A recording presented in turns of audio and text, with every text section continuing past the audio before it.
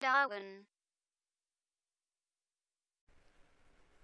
Avec Excel 2010, il vous est possible d'effectuer différents calculs suivant certaines conditions. Pour cela, il existe une fonction, la fonction si, que nous allons ici insérer dans ces cellules-ci. Et nous allons dire que si ici les achats sont supérieurs à 400 €, les clients auront donc le droit à un chèque cadeau de 20 €. Donc pour insérer cette fonction-ci, j'insère le égal et j'écris si comme ceci. Je peux maintenant ouvrir ma parenthèse.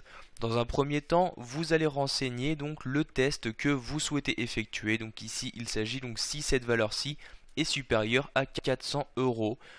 Je clique donc ici sur la cellule pour la sélectionner et maintenant j'insère donc le signe supérieur. Donc ici, je vais par exemple mettre supérieur ou égal et je mets 400 comme ceci.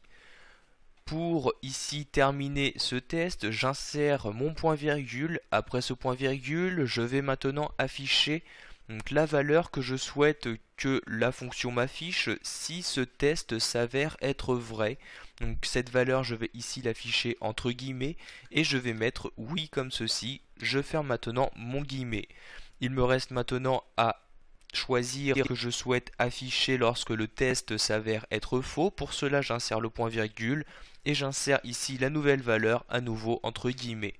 Une fois mes guillemets fermés, je peux maintenant fermer ma parenthèse et appuyer sur la touche entrée de mon clavier pour ici insérer et apercevoir le résultat. Donc pour l'instant ici 380 est bien inférieur à 400, par conséquent il m'affiche non.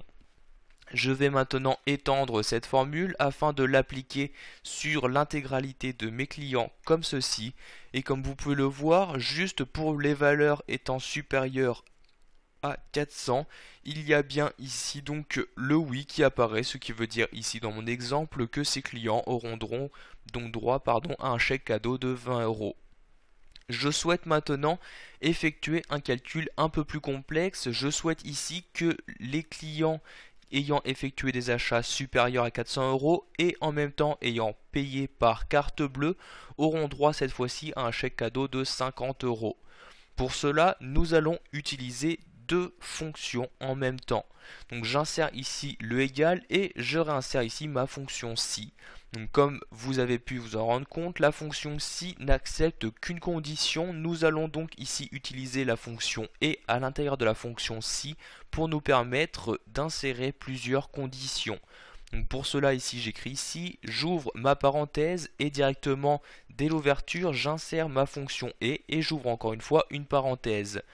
Maintenant nous sommes actuellement donc dans la fonction et je vais donc pouvoir faire autant de tests que je souhaite. Donc ici je vais faire deux tests. Le premier, cette valeur-ci doit être supérieure ou égale à 400.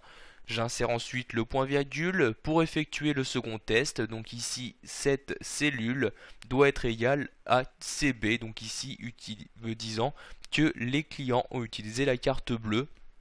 Pour cela, après avoir sélectionné la cellule, j'insère ici le égal et je saisis la valeur entre guillemets. Donc je mets ici guillemets CB et je ferme les guillemets. Maintenant, j'ai inséré les deux conditions que je voulais. Je peux donc fermer la parenthèse, ce qui me permet de fonction et de retourner dans la fonction si. Je vais maintenant insérer le point virgule et insérer les valeurs. Donc la première lorsque le test, donc ici les tests s'avèrent être vrais. La seconde lorsque les tests sont faux. Donc ici, j'insère encore une fois ces valeurs entre guillemets, sinon cela ne fonctionne pas. Donc je mets ici les guillemets et je mets ici valeur si faux, non comme ceci. Je peux maintenant fermer la parenthèse et appuyer sur la touche entrée. Donc pour l'instant c'est non, cela est logique. Les deux valeurs ici ne correspondent pas. Donc ici je vais étendre ma formule comme ceci. Et comme vous pouvez le voir ici, j'ai donc différents résultats. En effet, ici par exemple, cette personne avait bien donc une valeur supérieure à 400, mais il a payé en chèque, par conséquent, il n'a pas le droit ici dans mon exemple au chèque cadeau de 50 €. Voilà, vous savez maintenant comment effectuer différents calculs sous condition à l'aide des fonctions si et.